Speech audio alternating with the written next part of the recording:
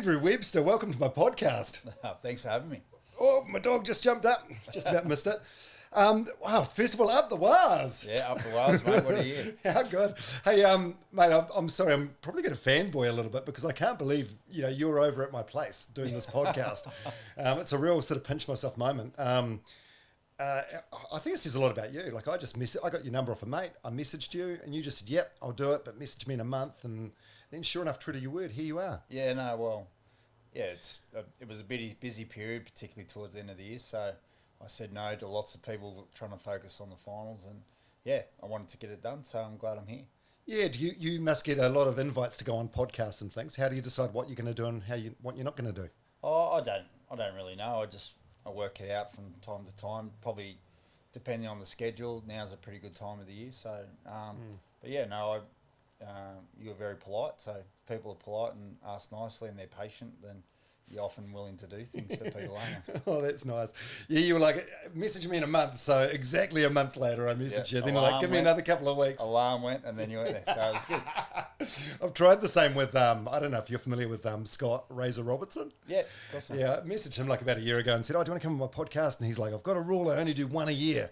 So I messaged him New Year's Day the next year. And he's like, oh, I'm not ready just yet. Message me in a couple of months. I messaged him like 1st of March. But no, he's a no-go. Oh, there you go. Okay. But there is so much to discuss with you, and I mean the impact that you've had in the NRL, the impact that you've had on New Zealand culture since you've been here. But first of all, very, very tough question. Who is Andrew Webster? He's a knockabout guy, I suppose. He loves his family, loves his friends, loves socialising, loves all sport, really, obviously particularly rugby league. And, yeah, just love helping people get better, and that's probably why I love coaching. And, I like a good time, I suppose. Because I research these things as much as what I can, and there's a lot of like podcasts that you've been involved with online, but it's generally just focused on like league chat. Yep. So it's hard to scratch beneath the surface and figure out who Andrew Webster the person is. Well, there is a league sports writer with the same name though. That must get tricky. Yeah, it used to get a lot more tricky when I was probably more of an assistant coach. People would have my number and his number, and they would text me pretending to be him, like meaning they wanted to speak to him, or they would text him when they should have been talking to me. So it got to be tricky there for a bit, but yeah, all smooth sail. Yeah. So you're from like a league obsessed family. Yes, that's one thing I can gather. So you were a pretty decent player. I was average at best, but I played lower grades for junior reps for the Tigers and Parramatta Eels. So yeah, at that stage I thought I was doing all right, but that's the thing that all these young players will find out. They say to you only probably one or two get through from each age group, and I thought I was tracking all right, and probably got a rude shock when as the standards started to rise, that I just wasn't athletically gifted enough. So, but I always thought I understood the game, so I thought I'd have a crack at coaching, and I loved it and wanted to stay involved in the game, so I got involved in coaching early. Yeah, do you think it was sort of your destiny in a way? Your brother's a coach as well, right? Yeah, he's a coach too. Yeah. And I heard, I don't know if this is fake news, but I heard your sister as well. Like when you were little growing up, you get a lot of people that pretend to be the players. They pretend to be Nathan Cleary or Shaun Johnson, whatever. She pretended to be a coach. She pretended to be like a coach / commentator, and she'd radio down on the phone, and she'd tell them what they're doing wrong, and then she'd go sideline Andrew Webster, and then I'd have to say my comments. And we'd sit there and watch Friday night footy and like three idiots, but we loved it. She was the eldest. My brother James, so eldest Catherine. James is the middle brother, and then I'm the youngest. So no doubt I was getting the crap job, whatever I had to do. Bunker guy. Bunker, yeah. We'll get to that later. You wouldn't have one then, but yeah, if that was the job, I would have got it. So what sort of age are we talking when you're pretending to be coaching? Oh, I'm sure my sister would have been like 10. I would have been, so that means I would have been 5.5, I suppose. That's unreal. Yeah. So yeah. Seriously, who does that? Oh, I don't know. I think kids all love imagination, don't they? And love. But you want to be the star. You want to be the man in the arena. Yeah. Well, like I said, I was the youngest, so whatever my sister and brother told me I was doing, I'm guessing my brother would have been most excited about doing it, because James he probably, like you say, would have been thinking about being in the arena. And then my sister, she was / commentator / coach. She was giving lots of advice. Remember, Benny Elias needed to go to short, so I remember that one about 3 times. Does she still message you now with thoughts on games? No, she's the opposite. She's a good coach in her own right at netball. but she's more supportive than giving me advice. One other thing I picked up that you said in an interview or somewhere, you're a fan of horse racing. Yes. You like a punter or? No, I'm more just love the game. I mean, my pop, my uncle's horse trainers, and then but more harness racing, and then I've always loved the gallops. But then I decided to buy a galloper 2 years ago and put all my friends and family into it, and just had like a small share. We're going to race in picnic races, and we got lucky enough that it became a really good racehorse. So I've become a bit of a hobby. I think everyone's got outside. Yeah, so I mean, I could sit there and not have a bet on a race and watch it and love it and enjoy it. So it's not about the gambling. It's about the actual thrill of racing. So you're not looking on your phone, just having a couple of bucks on whatever's going on at Moonee Valley in the middle of the week. Not at this stage, no. And what about in your spare time? What do you do? I've just had a son. So I've had Max. He's only 6 months. Obviously, my wife's made a huge sacrifice coming over here, and we live here. So yeah, the most important thing is spending time with Max at the moment and them. And then the other thing would be just friends and family. Love socialising, love getting around, love going out for dinner. That'd be my favourite thing, I'd say, is going out for dinner. And where do you go? What does that look like for you?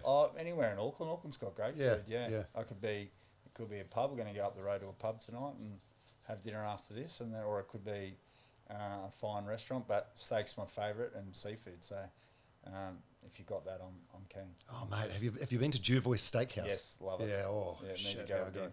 Yeah. So your wife Emma? Emily. Oh, sorry, Em. Yeah, she'll shoot me if you say. Oh, really? Why did I think it was Emma? No, So has you just signed an extension on your contract? So you're here for like another 5 years? Correct. Yep. So how's she? Has she made friends here? Has she got friends here? Yeah, she's got friends here. I mean, how does she make them? Like antenatal class or? No, I think it's been more. Well, one was actually through one of those classes, but most of it's been obviously through football, and we were here before too. So we knew some people 2015 prior. So and she was here with me for the second year of that time. So I don't know. We just get out there and meet people. We're probably going to make some more friends, I suppose. They always say when you have young kids, you make more friends. So yeah, but no, she's super dependent woman. She loves being a mum right now. That's probably her main focus, and we're having fun. Yeah, love New Zealand. Love being here. Love Auckland. It's enjoyable. I've heard you say that. You're such a good ambassador for this country. Yeah. Because you were here as assistant coach for, was that Andrew McFadden? Yeah. Yeah, so 2015, 2016. Yep, correct. Yeah, and so where did you live then? What area? I just lived across the road here, near Vicky Park in the Beaumont section. Vicky Park. By the way, that's the most Australian abbreviation ever. I've never heard it called Vicky Park. All right, Victoria Park. No, Vicky Park. They lived over there, loved it. Could walk everywhere. So yeah, found Auckland an amazing city, and it was when I got the opportunity, I was keen to come back. Yeah, because I mean, you're here. You've got a busy job, and you're doing very well. But I mean, if home life's not good, it's never going to work, is it? If she's homesick, it's deal done. No, that's right. And I think it's clear for any player that if they're happy off the field, then they're going to play their best football. So it's always most important that you're happy, and we've got a good balance in our life. Yeah. So your son Max, he must have been born like smack bang in the middle of the Warriors season. Yeah, we played the Broncos in Napier. Born the day before the game. I literally left her at the hospital. She drove herself to birth care afterwards and went to the game. That's how rock solid she is. That's savage. She had a, I don't know if I'm allowed to say this, but a cesarean too. So I don't know if we meant to do that. Oh, was it like an elected one so that... No, it was just... Like a scheduled one? No, it was just last minute. Well, would you have missed the game if the need be? Or? Oh, for the birth, I was always going to miss the game. Is that right? Yeah, the birth was... I'd never miss him being born. So, but yeah, there was a deal once if it didn't clash, then I was off. You managed to do everything. Actually, yeah. So Shaun and Kayla, they must have had their baby around about the same time. Shaun had a milestone game due to play in Parramatta, and we didn't think that it was going to happen. And then Kayla felt like she was going to be fine, so she said, "Get on your bike and go." And obviously, her being a professional sports woman herself knows what it's like and how much you want to win. So she sent him on his way and had full support, and lucky enough that nothing happened while he was away. And got to get back for the birth. Because you did it, I can't remember exactly what the line was, but you did a media stand-up thing, and you had a very funny line about that. Can you remember, what was that?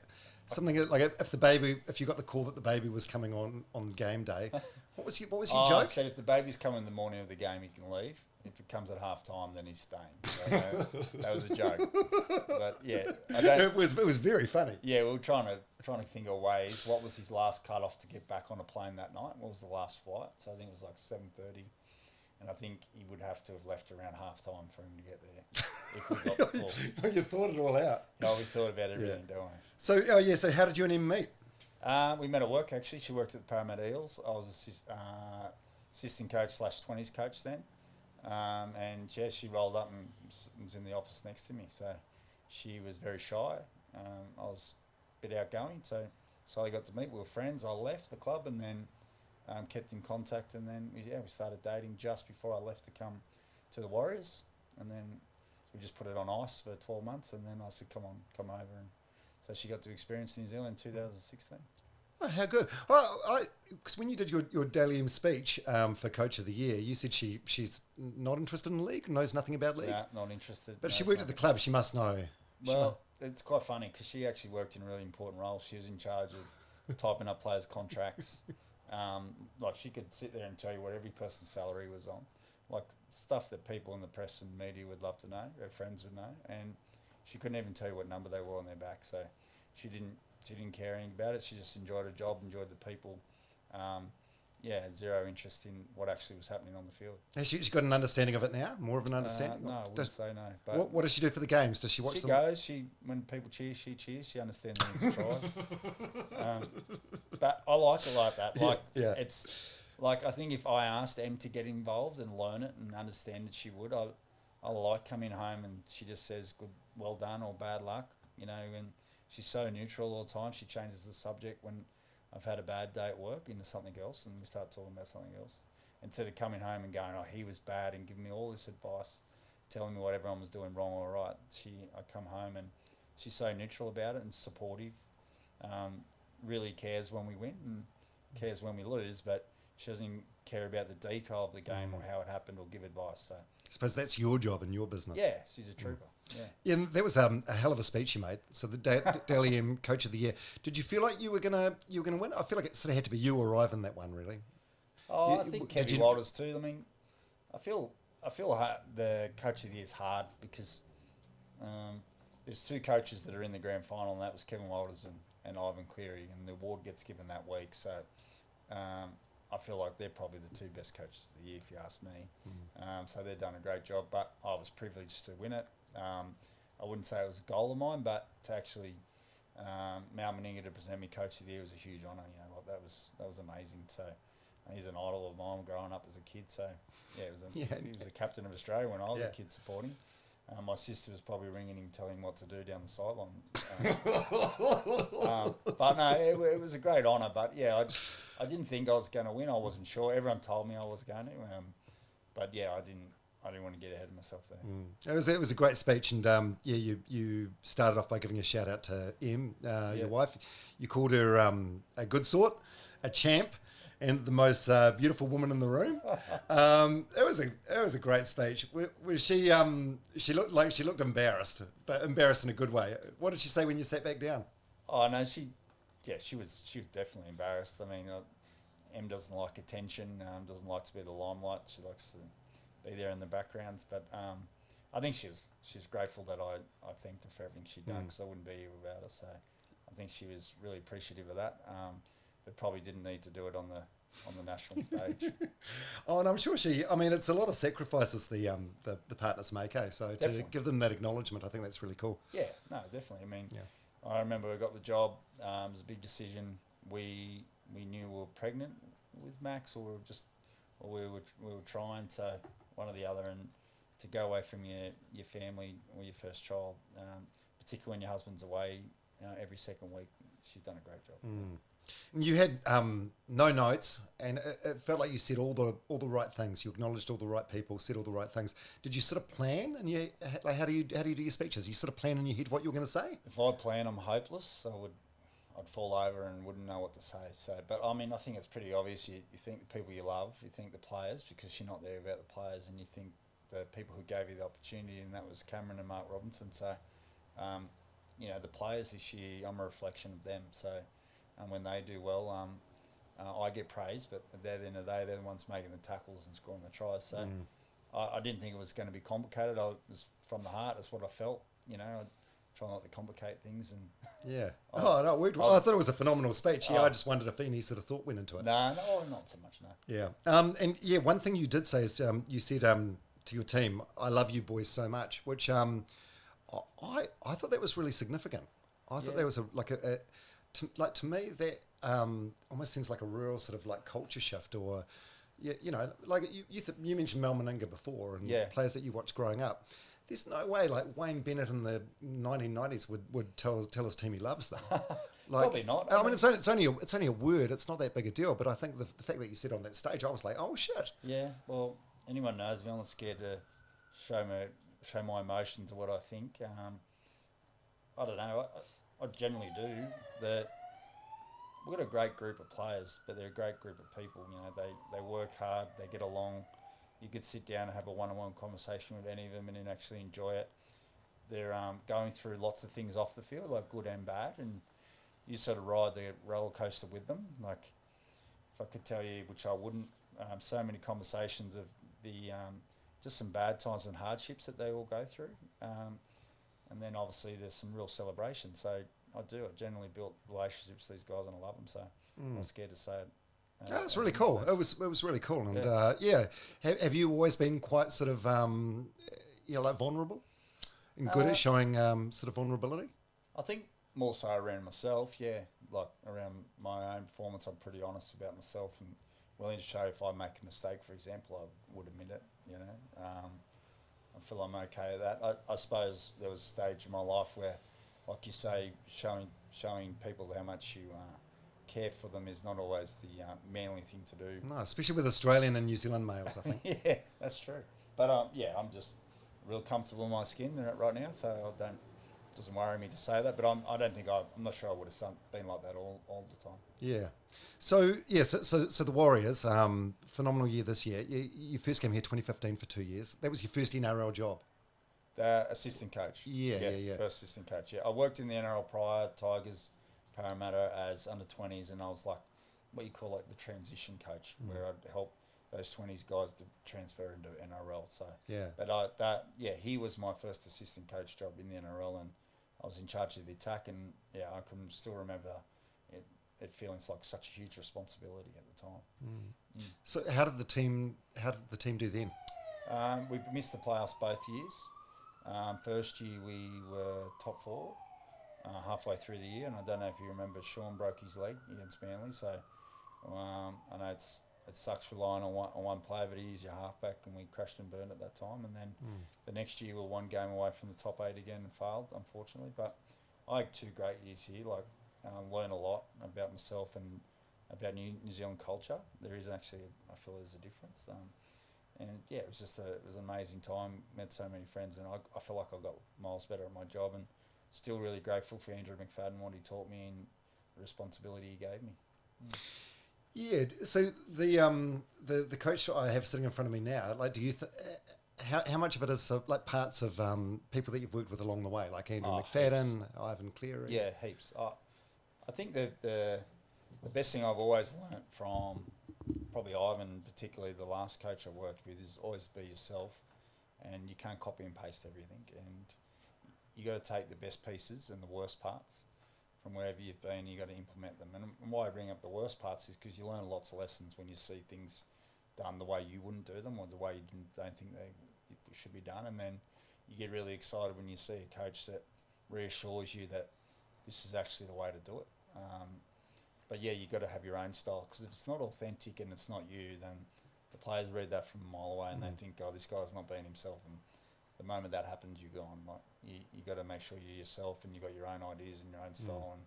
And I feel like I'm real comfortable with that at the moment. Yeah. What makes you so good? I don't know. Oh, come on, be honest. Because what did I read about you? Someone talked about just how good at attacking you are. Like, you've been called an attacking whiz or a mastermind. So, what does that mean exactly? I know probably as much as your wife does about league. I don't know. I think I've learned to simplify things. So we've got a great coaching staff, and they're all got their own roles and capacity. My last job at the Panthers, I was an attacking coach, but I got to work with probably some of the best attacking players in the world, so that always helps. But I feel like you can complicate defence and attack in rugby league in general, and if you have some real small focuses instead of being a jack of all trades and you're not a master of none, then that's never going to get you where you need to know. So I don't try and cover every facet of attack and defence or the game of rugby league. Just try and focus on what's the most important things, and instead of being just okay at it, we want to be the world's best at it, and that's what we're trying to achieve. So as head coach, you've got other coaches beneath you. So what's your job exactly? I'm guessing a lot of it is like you mentioned before about the intimate conversations you have with some of the players. I'm guessing a lot of it is like being almost like a counsellor in a way. Yeah, I definitely think it is. I mean, you have so many one-on-one conversations. You close the door, talk to the individual, making sure everything's going well about their football and about their home life.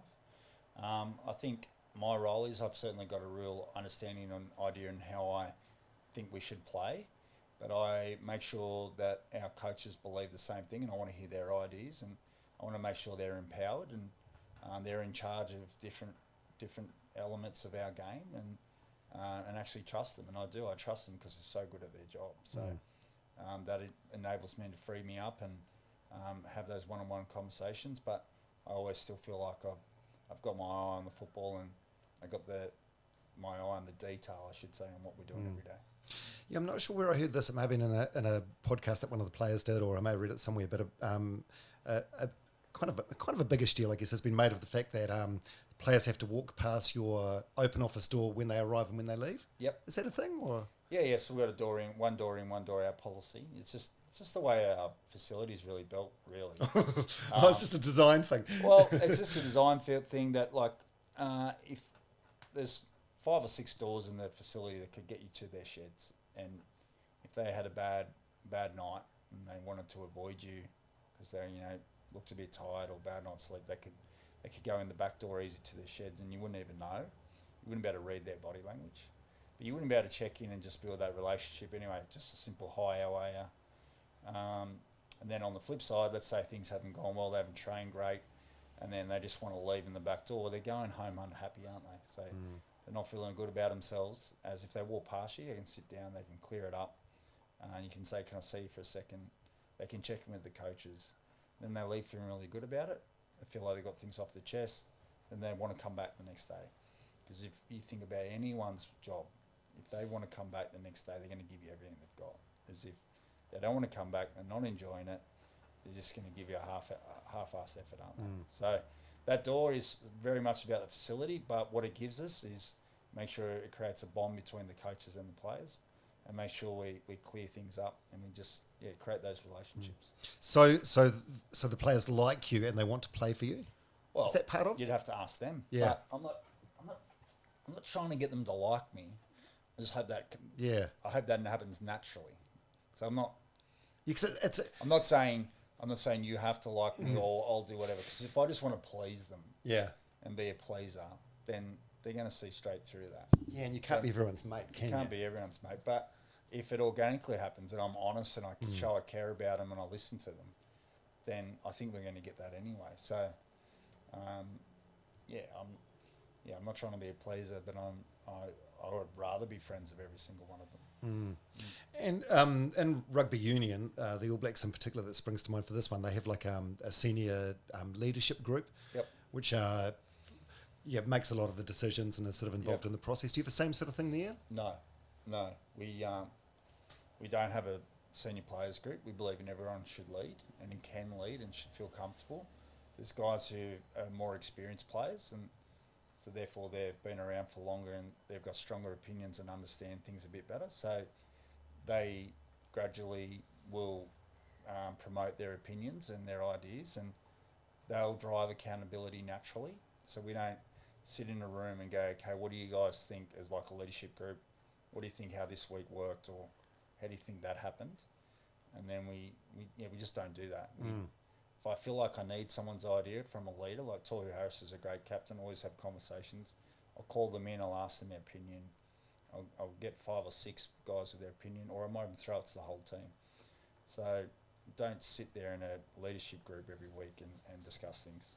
Yeah, that's a good way of looking at it. So it sort of removes that us versus them potential mentality. Well, sometimes leaders lead from a way where they think that's only what they think's best, and they probably don't ask the group enough. And some great leaders do. And I've worked with some great leadership groups and got to sit there and be a part of it and watch how well they lead. I'm not saying it's not the best thing for every group, but we just found last year it wasn't the best thing for us. We needed to all take some responsibility, take some ownership of our performance together. And if you're a young 20-year-old and you want to lead respectfully, then you can lead. So if you're a 30-year-old player that's had 200 games experience, well, I certainly hope you are going to lead, because you've got so many experiences in your rugby league life. Yeah. This might be a dumb question, probably one of many dumb questions. As I said, I know less about rugby league than your wife does. Could you coach rugby union? You know, there's players that make the switch with varying degrees of success. Oh, you've got Roger Tuivasa-Sheck back. Yep. He's done very well at rugby. Yep. Could, feels like a lot of what you're doing is like managing people, which is surely transferable between codes. Could you coach rugby union? No, certainly not. No. Well, lots of league coaches transfer to rugby union and become, say, a defensive coach or whatever. But I think it's such a specialist game, and I would never undermine or disrespect rugby union and all those great coaches to just suggest that I could go and do it. Could I help and be a small part of it and kind of look and give advice, but certainly not on the X's and the O's and the details, because I just don't understand it. But we have great rugby union coaches that come to our training, and we go to their training because there are parts of the game that are similar. We can learn off it, but certainly not arrogant enough or cocky enough to think that I could jump in their shoes and do what they do. Well, Ted Lasso went from American football to soccer. Yeah. By the way, are you a fan of that show? Have you watched that show? Love that How show. good? Our whole team watches that show. Yeah. It's how much of that is sort of this sounds like a dumb thing to say, but how much of it is sort of realistic? I think the relationships are realistic. I don't know. Some of the stuff certainly not. You wouldn't get away with just how relaxed Ted is about some issues, but I tell you, he doesn't sweat the small stuff, does he? And he really has this big focus on making sure the players believe in themselves, which I've got a huge belief in that too. So there's parts that are pretty cool, and they certainly have fun, and that's what we want to do. We have fun, so. There's so much of Ted Lasso. I can't believe I bought that. I'm sorry. No, don't worry. The boys bring it up. Okay, so hypothetical question. Say you had like a Jamie Tart in your team, like a precocious player, but star player, like gifted talent or whatever, but was an absolute fucking pain in the ass to be around, disruptive to the team. What would you do?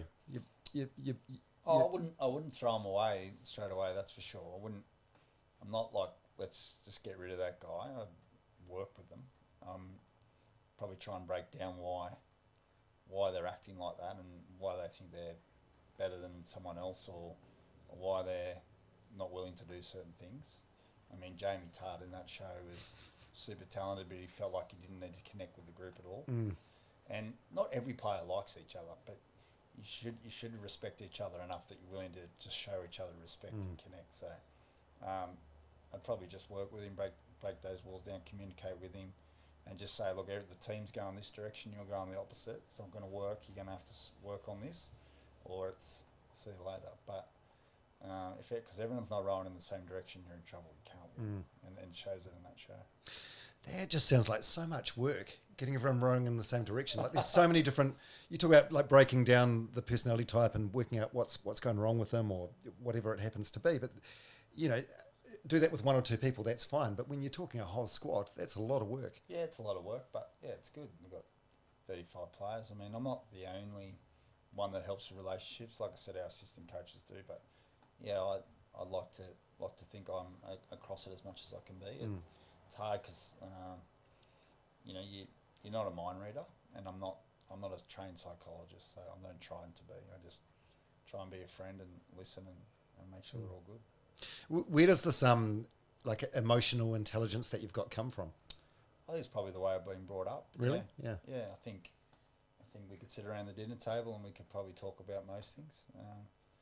I don't know. I've just been lucky. I think being the youngest in my family, I've always been around older people, and I'm extremely immature and extremely mature, probably my whole life. So when I'm a kid, I could be the silliest man in the room or the silliest kid in the room, and I could also have a conversation with an adult. And I think just being the youngest, I can remember my mum would drag me to restaurants and cafes with her friends when I was still not ready for school. So I'm sure I've just been around older people and just learned it naturally. I think no one sat me down and given me a lesson in it, that's for sure. Yeah, because how old are you? 41? 41, yeah.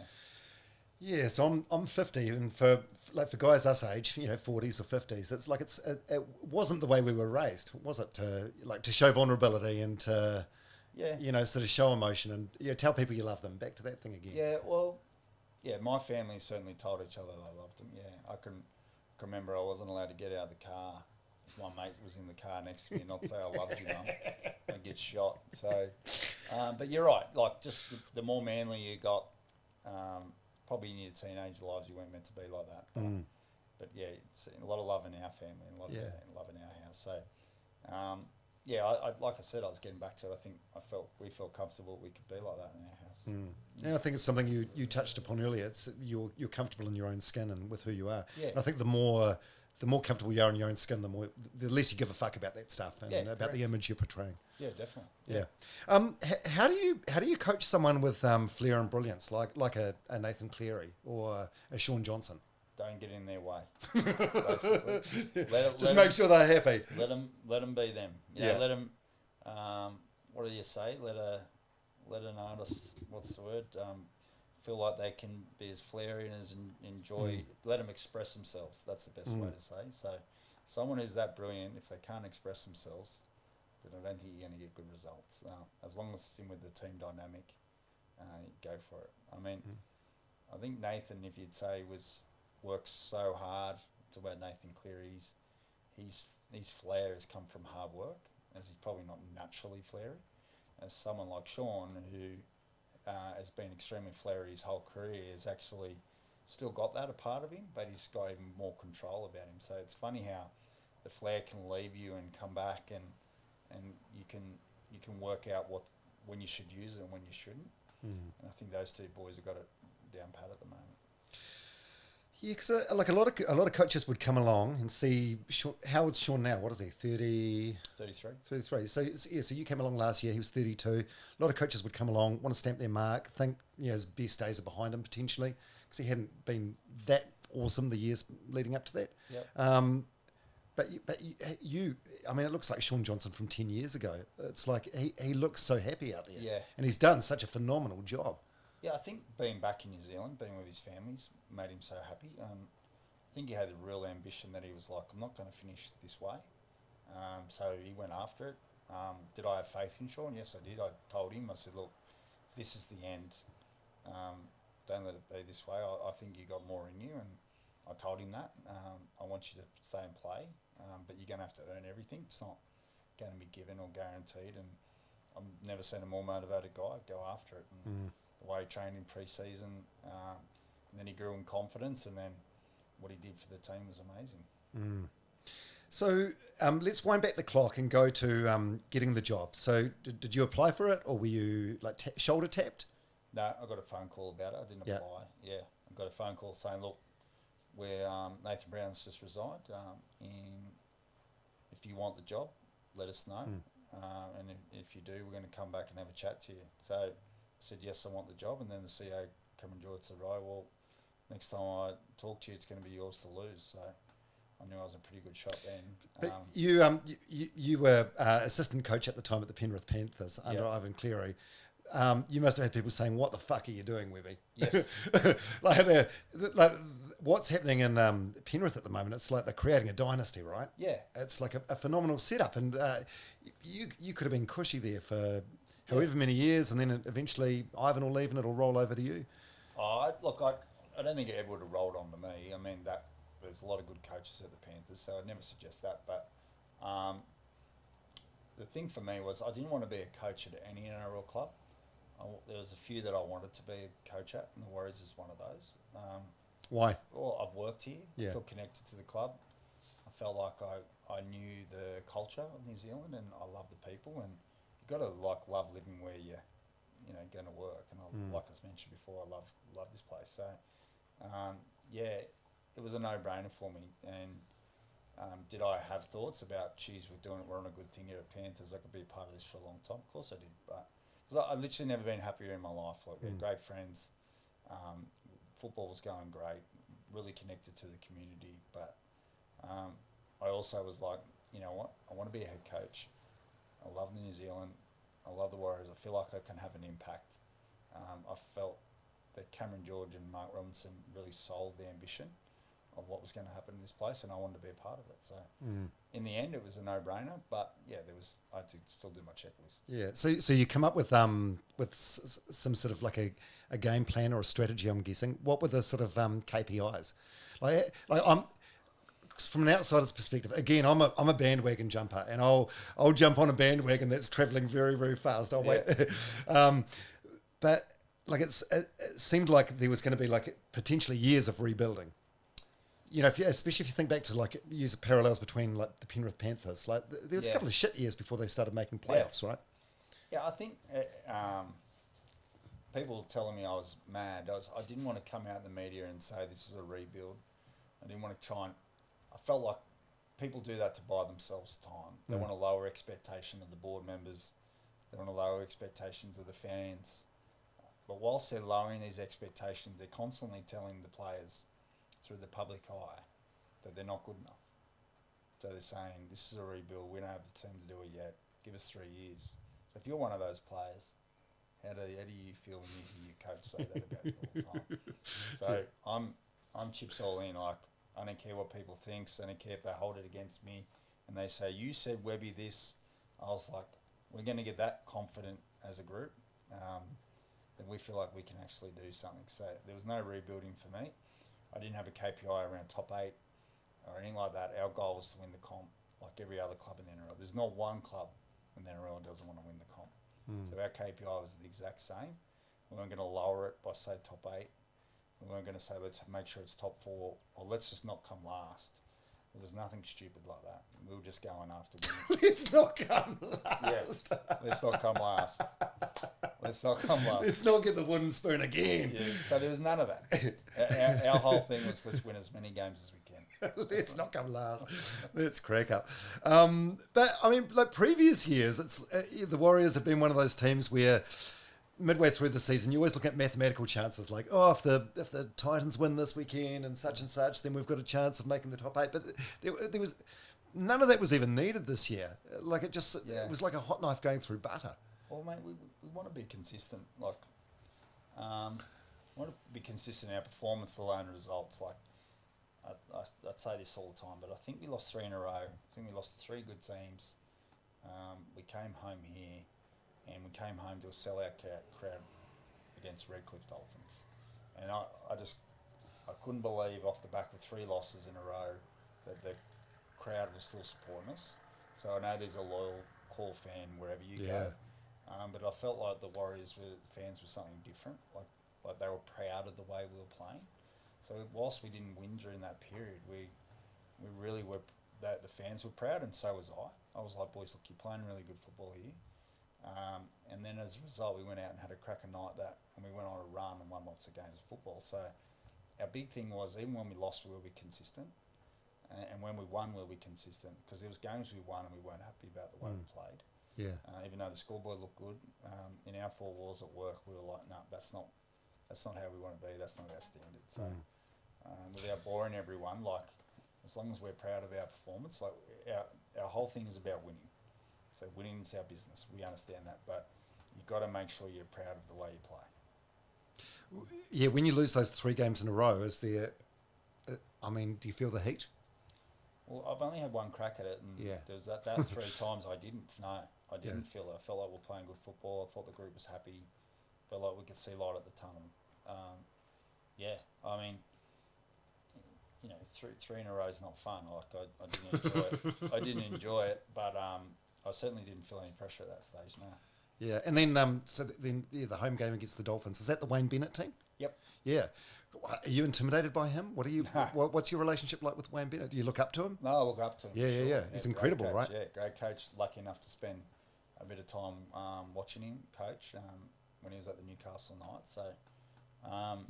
What can you take from him? Like, it's been an outstanding career. What's made him so good? Well, I think Wayne's so dry in the media and stuff like that, but I think he's the best at putting his arm around a player. That I like. He's very, very good at that.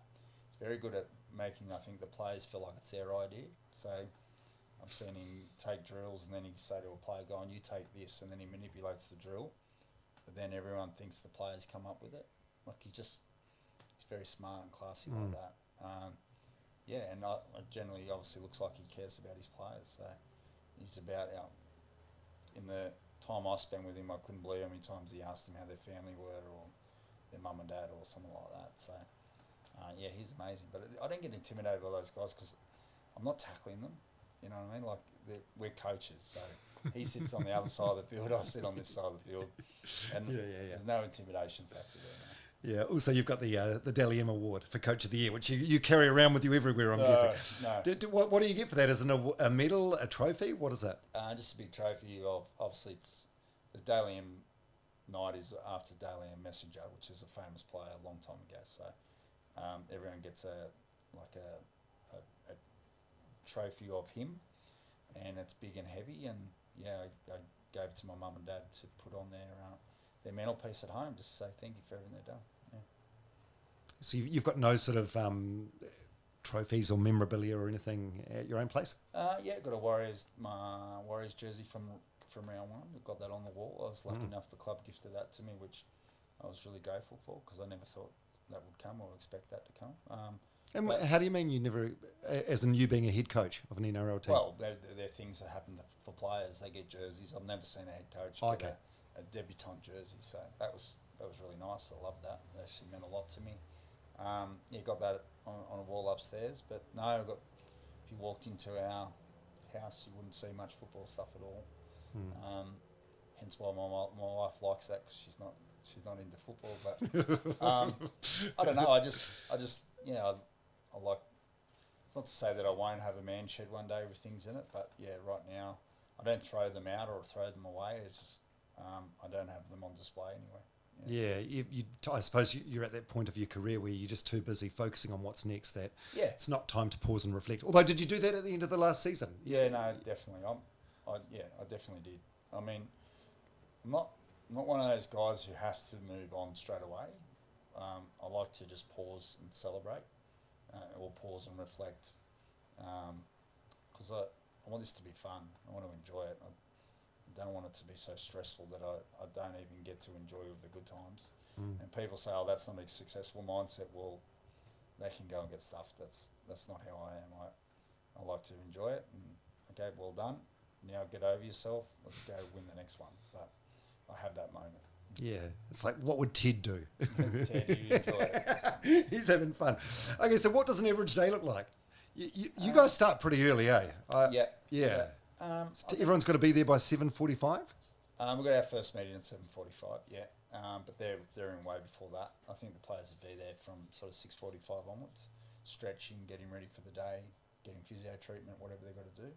Us coaches, we arrive probably between 5:30 and 6, I'd say. Yeah. So, you're shitting me. Yeah, no, early start of the day. Yeah. Really? Yeah. That seems unnecessarily early. No, it's not. Well, it's like this. You got to prepare for the day ahead. And what do you mean exactly? Well, we have a coaches meeting at 7 o'clock, so there's a huge amount of cutting of clips. So you got to probably work back from the day before, if that makes sense. So let's say Monday's happened. There's a field session. So we've gone out and trained. We come off, and we've got a drone that films our whole training. And then we cut what the boys did really well and what they didn't. The boys cut their own vision downstairs. Then we come upstairs and we have one-on-one video with the players. And then the next day, we've got to take some of those clips and put them into unit groups. So backs and forwards, attack, defence, last plays, which is special teams, like Stacey Jones is in charge of. So there's lots of stuff we do, and you've got all that information that you've just put together from the day before. So what are you going to do with it now? So we make sure we get in, we get organised, we know how we're going to do it. Players are in different teams for training. So yeah, there's lots that go into it. So I think you're looking from sort of arriving that time to leaving between sort of 4:30 and 6 o'clock. That's probably an average day. Yeah. I think that'll surprise a lot of people. Yeah, I think, but which is fair enough. I think people think you turn up, you go out, you throw some cones on the field, you train, and you leave, and that's You go to the gym a couple of times a week. They go to the gym, and that's not how it works. No, like a player's got a full schedule. They go home exhausted. Like today, and no one's, trust me, they're all grateful for their jobs. They're not feeling sorry for themselves. Like they've got it good, but they work hard, mate. Yeah, they work bloody hard, and our coaches work really hard too, and so do our conditioners, and so do our physios, and there's so many people in the organisation that work really hard. Long hours. How much of what you've implemented since you've been here is like Penrith Panthers IP? I reckon there's definitely parts of it. Yeah. Yeah. Well, there has to be. It's part of you. I couldn't give you a percentage of it, but I mean, I refuse to copy and paste the whole Penrith program because it doesn't necessarily suit our players. But there's things that I've learned for Penrith that I'd be an absolute idiot not to use at the Warriors. It's a winning team. Why not duplicate it? Yeah, that's it. So there's so many things there that we use. But I made a mistake a long time ago. I worked at one team, had a lot of success, took that same philosophy and those same ideas to another team, and it was terrible. So you've got to make sure it works for your team. There's things that the Panthers, there's things that the Broncos, there's things that all these really good teams do that will work at every single NRL team if you implement them right and you know why you're doing them and you can coach it properly. So you'd be mad not to do those things, but there's also things that just wouldn't suit our boys. Yeah. Yeah, and you've done the work, eh? Like you've really done the work. Like if you look into your backstory, you were player coach in the States for a while. Yeah. Was that your first coaching job? Yeah. Yeah. You don't. I don't know if there's much of a rugby league culture in. So where were you? I was in Connecticut Wildcats. Right. Place just outside of Manhattan, and I think there was 10 teams at the time, and I was 23, I had long hair, and I got the job. Did you? Yeah. Like a surfie? Yeah, like a surfie, but I couldn't surf. And I was like, I'm going to travel with football, I'm going to have some fun. But I've realised that I'm not going to make it. I'm going to go and have fun. I got a job as a captain coach. They gave me a job, a house and a car, so that was pretty cool. And then I went and did that for 6 months, and then I was like, I want to give this a crack. So then I moved to England and got an opportunity over there. Yeah, so you've done the apprenticeship. Yep. And I'm guessing they weren't big paying jobs or anything. So No. How long did you give yourself? I didn't give a number. Like I have at different stages. I'm going to go after this and do that, and I quickly learned that's not the way to do it. So coaching is a very patient game, and I hadn't played at an elite level. I didn't have a reputation as this great player that was going to automatically transition as a player. And those guys kind of deserve that because they've played for Origin, they've played for Australia, they've played for New Zealand. They deserve that faster transition. So I knew I was going to have to work hard at it. But my whole thing was I just wanted to get paid for something that I love doing. And I was like, what am I going to do now? Once I knew I wasn't going to make it, I was like, I have to coach because I still love rugby league. I actually think I really know it. I think I could be good at this. So instead of just chasing and doing something I didn't like, doesn't mean I didn't have to do lots of other little jobs I hated to get there. But I was going to go after it, and it didn't matter how long it took. That's amazing. I've heard in interviews the players talk about a thing called extreme ownership. Yep. What's that exactly? What does that mean? Is that a not Navy SEAL thing? Yeah, it's not a big piece of our. It's not a big piece of our puzzle. Like it's not a. I think I've read it in a few places though. Yeah, no, it is. So it's something we did, and we did an exercise one day where I just didn't feel like we were owning what. We weren't owning our good stuff, and we weren't owning the bad stuff. So if people made a mistake, I didn't think there was really any ownership around their mistake or what was happening. I didn't think there was any ownership around their performance. So they were getting everything handed on a platter, and they weren't actually going and digging and watching their own training sessions or their own games. They were basically expecting everyone else to do it for them. So yeah, there was a video that I watched online, and it was around extreme ownership. I thought that's unbelievably relevant to where we are right now, and I felt there was a lot of blame on others rather than themselves. I thought there was a lot of denial, like that didn't happen. And I just wanted to sort a few boys out and say, some of you guys are this right now in the room, and some of you guys aren't. So, yeah, we just did a little exercise and watched the video, and yeah, we just said who can start living this a little bit more than being the other way. So. Yeah, so you say that's not a big part of the puzzle. What are some of the big pieces of the Warriors puzzle? What are some of the sort of like pillars or cornerstones? Yeah, I think the biggest thing is we've got to have fun. We go home tired every day, but we have fun, and fun's not always laughter. So laughing is a huge part of being fun, but like if you want to laugh, you can laugh. That's fine. But the biggest thing is if you enjoy something and you've had a great day and it's been, like I said, the word fun, then you probably feel a part of it. Feel like you've had a say in what's happened. Feel like you've got better, so you've grown a little bit. Feel like you belong at the place. So actually everyone likes you being there and you feel safe to be yourself. And if you're all those things, then that equals fun. And then if you laugh a little bit more and then we can make it an enjoyable environment, then people are going to, like I said, come back to work. So, but they'll go home tired because we're going to work bloody hard. So. If there was someone that was like a good laugh and really popular and fitted into the team really well and wasn't necessarily the best player in that position, would you still keep them around? Yeah, for the balance I would. So yeah. There's a salary cap, there's a price, there's money. If that player fits into that bracket and we've got enough depth, and I feel like he's going to... I feel like you need guys like that. They might not be the best players in the world, but they add so much to your culture.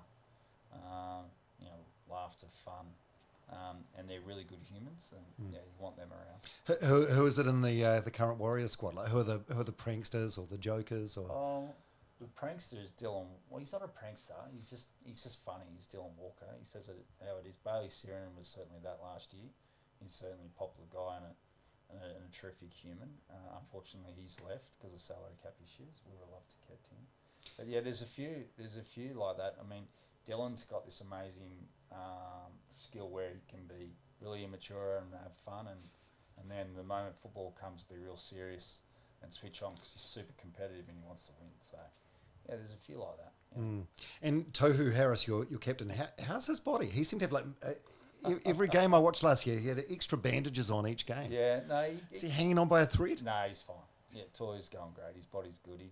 He's played for a long time, and he plays tough. He plays 80 minutes most times, and I feel like he just understands his body, and he's got little bits of strapping that help him, and there's probably looks like there's a lot more, and I'm sure he'd rather get rid of a bit of it, but yeah, he just knows what works for him, what he needs to tape up. So I think some of it's precaution, and some of it he needs it. So, but yeah, everyone asks me that all the time. He's fine. Yeah.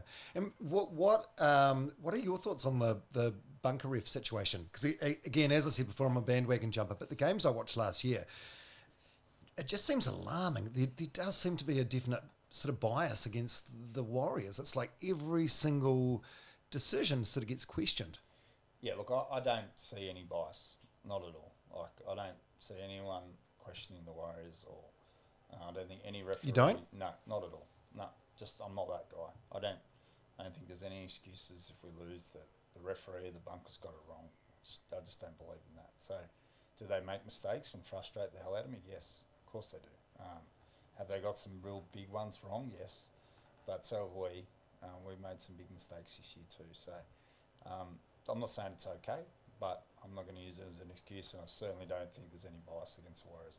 If anything, I think the whole of the rugby league have fallen in love with the Warriors. So I think they want us to do well, but it doesn't mean they're not going to get things right. Do you get fined if you speak to the media afterwards and you bitch about... Yeah, what sort of fine? What is it? I don't know. I think it's 5, 10K. Oh yeah. Does the club pay for that, or no? You pay for it. Yeah. Oh yeah. I wouldn't be saying anything about the bunker ref either. No, well, there's safe space here. I just wouldn't. Yeah. I'll get done eventually, but I'm trying my hardest. Yeah. Okay, but when do you know Jason Paris? Yeah. Like personally, when he put a tweet out last year, Are you familiar with this? You must be familiar with this. Yeah, of course. Yeah. I was doing a public speaking thing the next day, and there were all these marketing executives there. They were like, "Oh yeah, it's fine what he said, but the optics aren't good." That sort of marketing speak. But as coach of the First of all, he just showed how passionate he was about the Warriors, and it wasn't as one NZ CEO. He loves us, So he's frustrated, and just probably the heat of the moment. I can't speak for Jason, but he's. But as a coach, were you secretly pleased when he did it? I stayed out of it.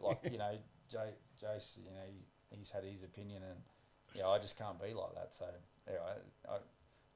I love all our fans and our sponsors how passionate about us are, and in the heat of the battle, things get said and done. But as the coach, I can't be like that. Yeah. Yes. Speaking of the fans, and I suppose in particular from a cultural phenomenon of what's happened the past year. I mean, this afternoon I went to Rebel Sport because I thought I'll buy a couple of caps and get you to sign them. No merch available. There was like one supporter's singlet left, which was like a 4XL, and that was it. I mean, the support from last season that's going to carry on to this season, it's just massive. Yeah. When did you first hear Up The Wahs? Where does that come from? Do you know anything about that? Yeah, I can remember someone was asking me, should it be Up The Wahs or should it be gone? Oh, Let's Go on Warriors. Warriors. You're aware of that one? That was of course I were. Yeah, so I was like, and I said, well, I'm hearing Up The Wahs is taking over. I think Up The Wahs, as you walk down the street, someone just turns around and goes, Up The Wahs, it's a way of connecting quickly and go, how good. And then I think the other one is more of a chant, So when I first heard it like that, and then I just couldn't believe how quickly. And then there was a song, and then everyone was just everywhere you went, it was Up The Wahs. I was even at a wedding in Australia, and there was no Warriors fans there, and they were cheersing each other after each speech, saying Up The Wahs. So. Yeah. What, for your benefit? No, just Up The Wahs. It's just become a thing where if it's good, then it's Up The Wahs. So you don't know where it started or the origin. I saw some thread online. Someone was saying it was created by some New Zealanders that live in Australia a few years ago, and it's an acronym. It means "We Are Home Soon" for the Warriors, but I don't know. That really? seems apparently, but there you go. I don't know. I suspect there's probably a few stories like that. Yeah. But it's great though, and you and the team must have felt it, and must have felt the love and the support of the nation, but also the weight of the nation. Yeah, the love was unbelievable. The support, like I said, I think we sold out the stadium 10 times this year, which is unbelievable. I think it's our best crowds for the whole season since '95, which is the first year. So everywhere we went, because we played a few games. We played in Napier, like I said. We played in Wellington. I played a trial in Christchurch, and just the support was unbelievable. So it's humbling, It's humbling. It's humbling. It felt like a real responsibility. People stop me on the street and say, "Thank you for what you've done for our country." I mean, I'm an Australian. That blows me away. So it's really cool.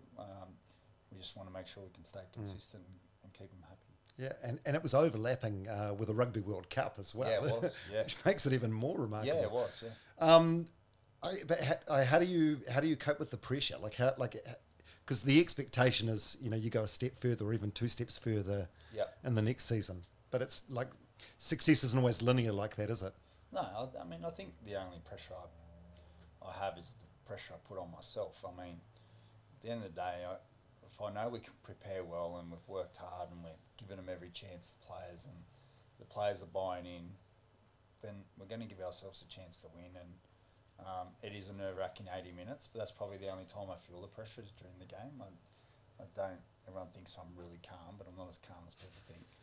But the lead up to games, I don't get nervous. I haven't felt the pressure. But let's be honest, the worst we did was lose 3 in a row this year. So I'm sure there's going to be times in my career where there's that 5 or 6, and you're really going to find out what I'm like under pressure. But right now, I feel comfortable with it. Yeah. Yeah. What are you like? No one gets to 41 years old without sort of facing some sort of adversity. What is it? What is it for you? Like, where does your resilience come from? What's some of the? I think my adversity has been the fact that it hasn't been easy for me. Like I wasn't, I didn't play NRL. I just wasn't one of the best players. I had to work hard. I had to clean rugby league football stands. I had to, be security jobs. I had to do everything to get here. So I've had to volunteer. So I think my resilience comes from the fact that, it hasn't been, my path hasn't been easy, and I've had to work hard to get here, and I don't want to lose it. I'm here now.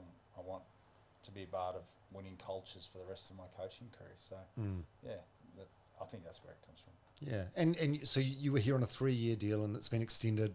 Well, you were here on a 2-year deal, and it's been extended for 5 years. 3-year deal. So obviously done one of them now, and now I've got a 3-year extension on top of the 2 remaining. So 5 years in total from now. Yeah. What's the this is a dumb question. The ultimate goal in that time is to win a premiership. Yeah, it's like sustained success. So I'm going to win as many grand finals as we can. I mean, people might laugh and say you won't get one of those, but I don't care what they think. I want us to go after it and have a real crack at it. But have sustained success. Win as many games as we can and make our fans constantly proud of us, so that we're not constantly down the bottom, we're constantly up the top, and give ourselves a chance to win. Oh, that's so good. Would you ultimately like to spend your entire career here? Yeah, I'm happy to. Yeah, I love New Zealand. I love the Warriors. I mean, the only way I'm going to leave is if, one, the club thinks my time's up, or I think I can't give any more to the club, meaning I feel like they need someone new. So some fresh ideas. Fresh ideas, but I think there's 2 or 3 coaches in the game that have really stayed at a club for a long period of time, like Wayne Bennett did at the Broncos for a long time, Craig Bellamy, and Trent Robinson's doing it at the Roosters, Ivan's starting to do it at the Panthers. So it's definitely possible to do, because it's not easy. Not many do it. But if I was good enough to do that, that'd be great. And while ever I'm enjoying it here, I don't want to go anywhere. So yeah. Oh, and we love you here. I speak on behalf of the whole nation. Yeah, it's phenomenal what's happened in the past year. Yeah. It's incredible. Yeah, it's great to have you in New Zealand as a New Zealander. Yeah, cool. No, thank you. It's great to be here. One thing I do like to ask all my guests is about their mental health. How's your mental health? Because I feel like by asking this question, it just sort of normalises the conversation. Your mental health been good over the years, or? Mate, I've been really lucky. Lots of friends and family have obviously struggled with it. I mean, it's pretty common now, isn't it? I think, especially hugely. People are more willing to talk about it. My mental health's really good. I don't know, I've got a good balance in my life. I'm not suggesting it's going to be like that all the time. I'm not arrogant enough to think that everything's going to be rosy. I've spoken to real strong people that have gone through, had nervous breakdowns, had tough times, and they would have laughed if you ever told them that was going to happen to them. So I don't think we're all bulletproof, but I'm lucky right now. I'm good, and the biggest thing is I think it's the bravest thing you can do if you're struggling with mental health or things aren't going, is actually say something. As I think it used to be, you were weak if you said something. So it's gone from weak to being brave, which I think is awesome. Yeah, well, I had I don't know if you're familiar with the old All Black coach John Hart. Yep. I know John well. Yeah. Oh, do you? Like on a personal level? Oh, of course. Yeah, he was connected with the club. Yep. So he was on the podcast, and he talked about he was actually I was really surprised he talked this way. So he got back from the 1999 Rugby World Cup, where the All Blacks got, beaten by France and knocked out early.